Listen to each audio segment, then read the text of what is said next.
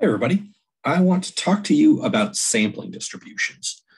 Sampling distributions are super, super important in statistics. And I find this is maybe a bit of an exaggeration, but I have generally found that students who understand sampling distributions understand the process of everything we do in statistics. They understand all the testing and the intervals we make and all that stuff. And so to me, this is, in a sense, the most important topic. And it's also where, unfortunately, where the complexity steps up to another level. So let me talk about sampling distributions. I will try to be as clear as possible, but be aware that this is complicated. And so don't be afraid to come ask me questions. In fact, please come ask me questions about sampling distributions. It is a virtual certainty that you will be confused on this topic. And the best way to get around that confusion is, one, just doing stuff with them, and two, asking about them. So let's talk about sampling distribution. So here we go. Here's what the definition of a sampling distribution. Oh, and by the way, I hope you're enjoying my new typing formatting. I'm not going to subject you to my handwriting any more than I have to in the future. Why does it say Jeffrey Gray there? Anyway, whatever. So sampling distributions. Here is the definition of a sampling distribution. I understand that this is complicated, so let's go through it. So it is the distribution of a statistic from all the possible samples of the same size from the same population. So I understand that is a bit of a dense definition. So here's the idea. Picture population. So my population here is going to be statistics students at SBCC, right? We got about 25, 30 sections of statistics with about 30 people in each section. So that's about 750 people. So our population is about 750 people. Let's say I want to find the average age of those stat students. Now, assuming I couldn't just, get the admissions and records data. Let's say I wanted to do it by taking samples, right? So I could take a sample of, let's say, 10 people and average their age. And I would get one number that would be a sample mean for that first sample. That age is likely to be somewhat close to the average age, but not necessarily all that close, right? We're hoping that those 10 random people we selected are a representative sample, and there's a good chance that they're not exactly, right? No sample of 10 people is going to fully represent the whole, 750 person population. But maybe these 10 random people do an okay job or maybe a bad job. We don't actually know. So we can take another sample, right? And get a different sample mean, and another sample, take a different and get a different sample mean. And if I took all of those sample means, so I get one number per sample of 10 people, and if I took those single sample means that I got from each one and put them all into one histogram, that would be the sampling distribution if I took all the possible samples of 10 people from the population. So a sampling distribution is not a distribution of data values. A sampling distribution is the distribution of statistics that are derived from data values. Okay, so just quickie reminders here. Population is a large group from which our samples are drawn, and the sample is a subset of the population. And I want to specify these. I know you know this, but I want to specify these because I want to emphasize that the sampling distribution is neither of these things. Sampling distribution is something that every subset of the population gives you a single number, and that number, and then you find all possible versions of that number by taking all possible samples, and you put that into one big distribution, and that's a sampling distribution. So let me draw a picture here, or I've already started drawing a picture. Let me continue drawing this picture to sort of show you what I mean. Here's my population, right? Each little dot in there is one member of the population. Here, let me draw this a little skinnier and circle in red. And so I take a sample, right? Here's my sample. It is these 5 people, these five elements, right? So that is my, that's my sample. So sample 1.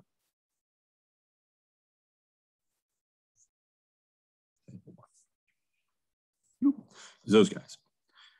If I average those, mean of sample 1 equals, we're just going to call it x1 bar, where x bar is the symbol for sample mean, and I'm calling it 1 because that's the sample. That's the sample it's from. All right, so I take another sample. All right, so this one, this might, it can contain some of the same people in it. All right, so this is sample 2. It's a little faint. I hope you can read that. Sample 2. So mean equals x2 bar. And we'll do sample 3 as well. Purple, dark green. I like dark green. Dark green.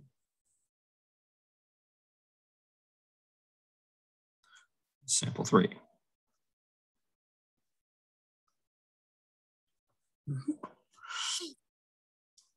The mean here is x3 bar, unsurprisingly. x3 bar. The sampling distribution has x1 bar, x2 bar, and x3 bar in it. It does not have any of the original data values. It only has x1 bar, x2 bar, x3 bar, and in fact, all the other possible samples of size 5 from this population. I don't know if you noticed, but I specifically did five, what am I looking for here? Elements in each sample size 5. That's what I'm trying to say. My goodness. Sample size of 5 for each of the samples. And it's okay if they overlap. Samples in your sampling distribution can overlap. In fact, they do. Changing even one element in the sample makes it a new sample. So what a sampling distribution is it's not any of the data values. Data values are in the sample and data values are in the population. Sampling distribution contains none of those. It contains the statistics that you calculated from the samples. In this case, all the sample means. So here's how we use them and why they're valuable. So what we're going to do is eventually, when we finally start doing some real statistics here, we're going to be taking a sample and we want to know how that sample compares to all other samples of the same size. So we need the sampling distribution because that's the distribution of all the statistics that we could get from every possible sample so that we can compare the statistics that we get from our one sample to that distribution. Because you don't want to compare like the sample mean to what would you even compare it to, right? If we have the sample, if we have the mean of some sample that we found, how do we know how extreme, like whether that's a big number or a small number? We have no idea. We have to be able to compare it to other things like it, specifically to all the other things like it, to know where it lies so that we know more about how our sample compares to other samples. So that's what sampling distributions are for. They allow us to compare our one specific sample to all the possible samples that are like it, right? And so that's what we use them for. So one thing I do want to mention about sampling distributions that it surprises people. Sampling distributions are very big. And by big, I mean they have a lot of elements in them. Way, way more than you probably realize unless you've done some amount of combinatorics. So let me give you an example. So the example I was using over here was, or the first one I talked about was, let's say my population was SBCC stats students, so about 750, and my sample was just of size 10, right? So a relatively small sample and quite a small population, right? That population is small enough that we could actually just poll everybody if we wanted to. But let me show you how big the sampling distribution would be. I don't know if you've done much before with probability or NCR, NPR on your calculator. But without going into too much detail, let me just tell you that there is a function on your calculator that will tell you how many different samples there are from a certain size population, assuming all the elements of the population are distinguishable from one another. So here it is. It is called NCR. So I'm going to do 750. That is the N. Where is it? Math. NCR, that guy right there. This function is, it's called the choice function. It tells you how many samples there are. NCR 10. So I'm choosing, what this says is I'm choosing 10 things from a set of 750 things. So in other words, I'm taking a sample of size 10 from a population of 750. That number is it's 14 quintillion, thousand, million, billion, trillion, quadrillion, quintillion, sextillion. That is 14 sextillion, which is 10,000 million trillions. This is how many samples there are of size 10 from a population of 750. This is too large a number to ever deal with anything like, we can't deal with this many different things, period. This has to be approaching the number of atoms in the universe, right? This is a tremendously large number. It's way, way, way too big. So that raises a good question. How the heck do we deal with sampling distributions if this is what we want and they're too big to deal with? Well, it turns out that we use math. We use relatively advanced math to figure out what the sampling distribution would be. Now, the math is significantly more advanced than the level of this course. It is probably graduate level math, right? So you'd want an undergraduate degree in math just to be able to understand what they were doing to get the sampling distribution. So it's well beyond where we're going with this class. It's like, yeah, it's too much. If I wanted to do this, I would have to do some reviewing to remember how this stuff is done, because I haven't done it in forever and it's pretty hard. Yeah, so it's beyond the level of this course. So don't even worry about how we figure out what the sampling distributions are, but know that we do know some of them. Specifically, the most common one by far is the distribution of the sample mean, which we will, talk about in the next topic. I guess not necessarily by far, because sample proportion is also well known, and we'll use that quite a bit as well for qualitative data, or I'm calling it categorical data in this class. So for numerical data, we're going to want to use the distribution of the sample mean. And for categorical data, we're going to want to use the distribution of the sample proportion. Okay, so all that said, let me show you how we can do some things with sampling distributions. I want to show you not exactly a trick, but like a way I like to use to visualize sampling distributions. Although they are almost infinitely large, right? They're so tremendously large that we could never actually make a whole sampling distribution.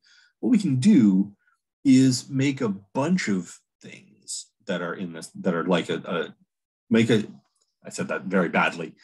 We can find a bunch of samples, maybe 100. I think 100 is what I'm going to do here in just a second, and find statistics for them, and then make a histogram of those 100, right? It's not going to be the whole sampling distribution, but it should give us a relatively clear picture of what it looks like, or at least a reasonable picture of what it looks like. So that's what I want to do for the rest of this video. I want to show you how we can visualize sampling distributions. I do this I ask you to do this in the homework as well. So I want to share up this. So I've got the Sheets spreadsheet here.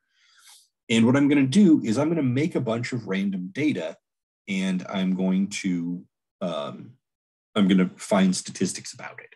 So I'm going to start by doing, let's see, I'm going to do a normal distribution, right? So I'm going to use a normal distribution for my population for no particular reason, I guess. So if you watched my making random data in Excel and Sheets video, you'll see what I'm going to do. So I'm not going to explain everything I'm doing here. I'm just going to do it. But if you want to see how I'm doing it, go check out that video. So equals norm inverse mean of, what did I do here? I think I wanted to go about 0 to 10. So I did the mean of 5 and a standard deviation of 1.67. So something like that. All right, so there is, oh, by the way, I'm putting this in column B for a good reason that I'll show you in just a second.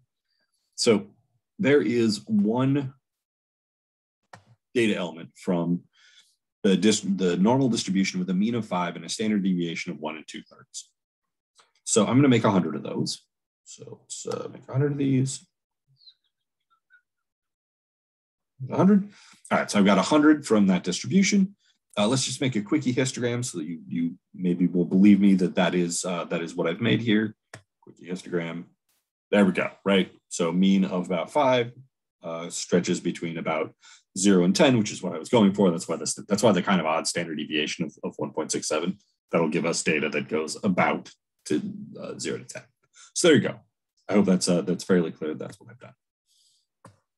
All right, so what I'm going to do now, and the reason I put this in column B, is I'm going to find the mean deviation, and notice it's changing all the time, which is a little irritating. But again, if you want to see how to make it stop changing all the time, you can go to watch my video on generating random data. Minimum Q1, the median, Q2, the maximum, and then I'll do the IQR, QR, and the range as well. All right, so let me show you how we're going to do all that stuff. So if I want to find the mean, the command for that is average. I'm going to do equals average. Average of, this is B1 to B100. And that gives me my mean, standard deviation, same thing. I'm just going to kind of run through these without too much commentary. Oops. Of B1 to B100. Minimum is equals min.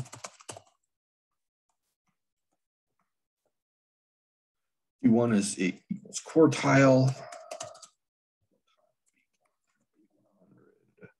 1, so the first quartile, median is median.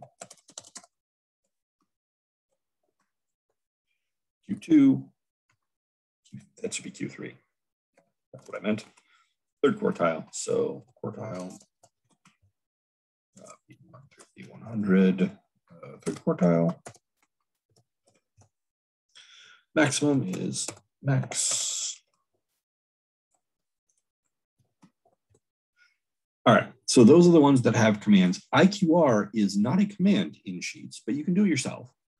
All you have to do is Q3 minus Q1, right? So it's that's how IQR is found. It's how far apart Q3 and Q1 are. So Q3 is in cell B107 and Q1 is in cell B105. So I'm going to do equals B107 minus B105. You can make your own formulas. You don't just have to use their commands. That'll tell me the difference between Q3 and Q1. Range, same thing. Max is in B108 and the min is in B104. So this is going to be equals B108 minus B104.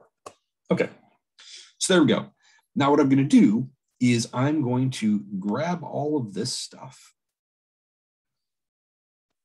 and I'm going to fill it to the right.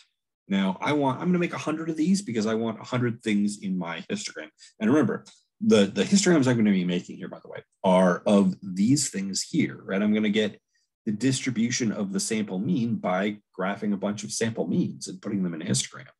That's my plan. Same thing for all these other ones, just so I can sort of look at them to get a feel for what they look like. So what I'm going to do is I'm going to grab this, and Sheets is a little slow here, and I'm going to drag this over to the 100th column, which is CW. The way you can tell it's CW, by the way, is that there are 26 letters in the English alphabet. So 26 times 4 would be 104. So I want 4 less than that. And so you might notice, well, you've done 3 less than that. And the reason I've done 3 less than that is that I have this column over here. So that's actually 4 less than that. So I've got 100 things in here. Now, there's something I need to show you about Sheets that's not true of Excel, which is, here, let me do a fresh sheet. I've already done this in here, which is why it worked fine. But, sheet 4, sorry. That's I'll talk about that one in just a second. in sheet 4, if you'll notice, I scroll to the right and it stops at Z. So how did I get, CW, which is 4 alphabets in? Well, you have to, if I want to add more columns, I actually have to do this. So J is the 10th letter of the alphabet. If I want to insert, I can go 10 columns right. And now when I go over here, it's got 10 more columns, right? Notice it goes to AJ. So what I did was I just did that with 25 columns 4 times to get to the 100th column. So if you're doing this in sheets, you have to manually make the sheet bigger before you can put stuff in it. I'm not sure why Sheets does that, but it does. Excel doesn't do that. You can just drag as far as you want to the right. There's probably some limit, but it's bigger than we need. Yeah, so Excel, this is actually easier in Excel because Excel doesn't make you do this. And this is actually a little annoying to do at first, but it is a thing you have to do if you want a lot of columns in Sheets. And you can just do this again if you want 10 more. And you don't have to limit yourself to 10. You can do them, I did them 25 at a time, for instance, right? So if I do 10 more, now I go up to AT instead of AJ. Okay, so what you have, so if you don't want these to shift around, like notice every time I do anything, equals C1 plus C2, everything changes. It's super annoying. Even just deleting something changes something, or changes everything. So what you can do is copy paste and paste values only, which I go over in the other video.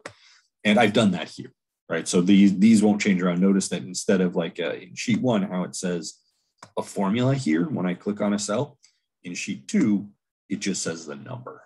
So it's not going to change. And I've got my, I calculated all the same stuff here. And I believe these are numbers from the same distribution. I think I'm using the same one. And what I want to do is make a histogram of all the means. And then I'm going to make a histogram of all the standard deviations. I'm going to make a histogram of all the minimums. I'm probably not going to do all of them, but you get the idea. So what I'm going to do is I'm just going to grab this and make a histogram. Now, it's not going to work properly at first because it doesn't know that I want a histogram. It thinks that this is a time series, basically, but that's not what I'm looking to do. I want to make a histogram. So histogram of mean, that's the thing that I want. Oh, it worked perfectly. So heads up, this might be working properly because I did this before in preparation to make this video. And so it's got these things already checked for me. If it doesn't, if for you it doesn't, it gives you some weird thing with like a million different bars, check these and it'll look like this. This is what we want. So all right, let's look at this histogram. So here's my histogram. Notice that this doesn't actually look like a histogram of my data. It might look superficially like that, but let me grab one real quick. Let's make a histogram of that. Oh, I shouldn't have done this at the top. Can I scroll down? Well, okay, again. Here's the point I want to make. Notice that this is much more spread out than the one down there. This goes from 1.5 on the bottom end up to 9.5 on the top end, whereas the one down here does not. It only goes from like 4.45 to 5.5. Has very little variation in it. And you might ask yourself, well, why is that true? Excellent question. And that sets up nicely for the next topic.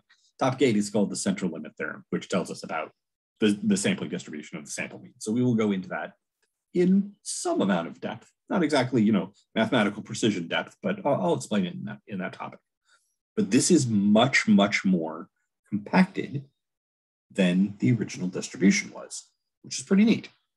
I'll let you think about why that is, but well, let me set it up a little bit because I ask a question like this on the homework. If I take the mean, if I get this distribution of numbers, right? So this sample of 100 numbers, which is, it's a sample, but it's supposed to be approximating the population, right? And I find the average of it. Think about where that number will lie in comparison to the data values. It'll be near the middle. that's the same for all of these. This group right here, those 100 numbers are going to be spread out throughout the 0 to 10. And the average of them is going to lie near the middle. And so the thing that I'm graphing is not these data values. I'm graphing all those means that are all kind of near the middle. And so that's what I end up with, is this distribution where everything is near 5, because that's what the mean was. Right? And so that's what we see here. Like 5.05 is like right in the middle. Or 5.05 is just slightly to the right of the middle, which is 5. So this gets us a reasonably good picture of what the sampling distribution of the sample mean looks like. Not a perfect one, right? The real one is smooth, it's roughly smooth, but a pretty good approximation. And so this is how I like to visualize what sampling distributions look like.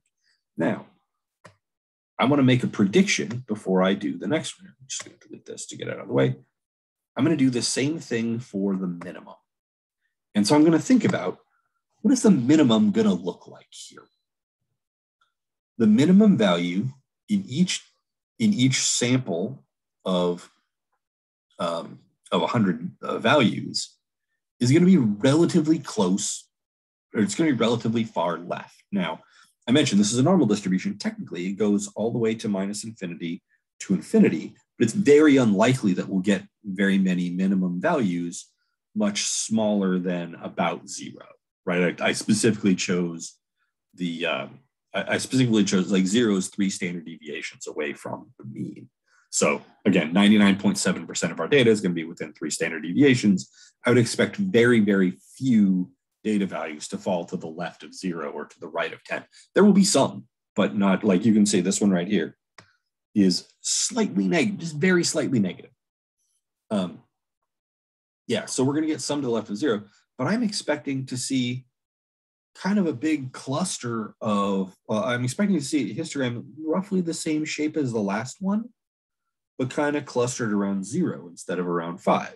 So that's my guess. Let's see what it actually looks like. And I will just, I'm actually not cheating here. I actually don't know what the sampling distribution of the minimum looks like. So let's go see what it looks like. I'm actually curious to find out. Oh yeah, look at that. Roughly, oh wow, there's a few that are negative over here. So yeah, mostly around a little bit bigger than 0, right? Which is what you'd expect, because you wouldn't necessarily expect the distributions to all get down to 0, right? You expect them to get close. And that's what we're seeing here. And so yeah, this is more skewed than I was expecting, right? This is skewed left. This is a good example of something that is skewed to the left, right? We've got the bulk of our data right here, and then some outliers on the left side, probably outliers. Yeah, that's neat. I didn't know that. So let's see what the sampling distribution of the maximum looks like.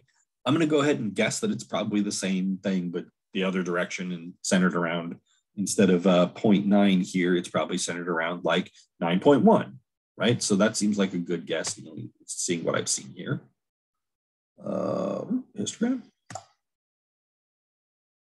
Oh, it's centered a little lower, actually. That's probably just coincidence that they're not the same. So yeah, what I've got here is 2 similar looking histograms, just opposite of each other, right? All right, so with this in mind, what might we think the sampling distribution of the range looks like if it's max minus min? Well, the mean here looks like it's about, let's say 8.7, 8.8, something like, or not the mean, but the most common value.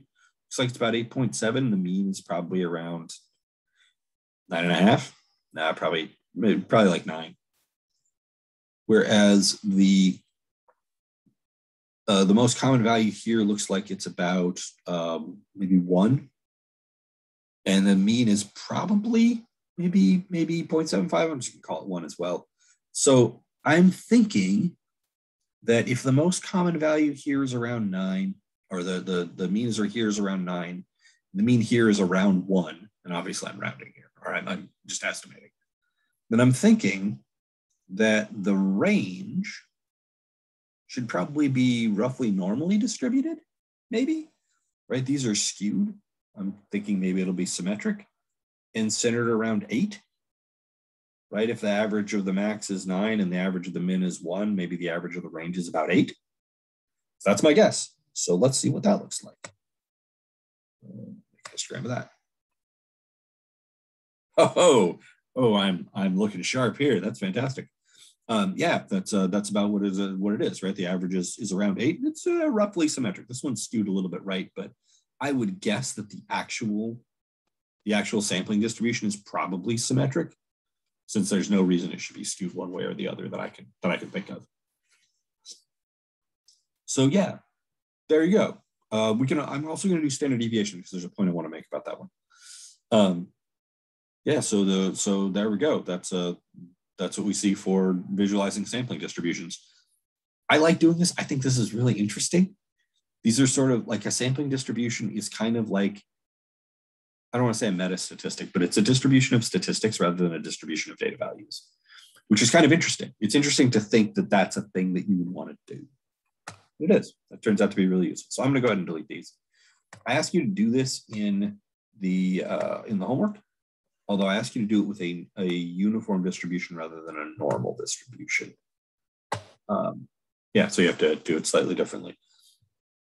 Or you have to make the data slightly differently. But again, watch the video on how to make random data with Excel and sheets. So I'm going to make a histogram of this guy, histogram of standard deviation. That is not showing up what I would like. I would like to do, I want to make more buckets, basically. Series. No, it's a histogram, I think, right? Bucket size. 0. Oh, that's already 0.15.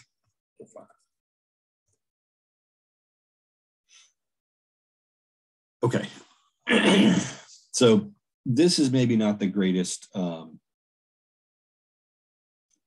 example here. I'll explain why when we get to topic 12 or 13, which is the chi-square distribution, which is the distribution this is following. The point I wanted to make here is that you can get outliers high in standard deviation, but not low, because the minimum value for the standard deviation is 0, right? Whereas the upper limit doesn't exist, right? The standard deviation could theoretically be as big as you want if your data is just more spread out, whereas if it's less spread out, the smallest it can get is 0.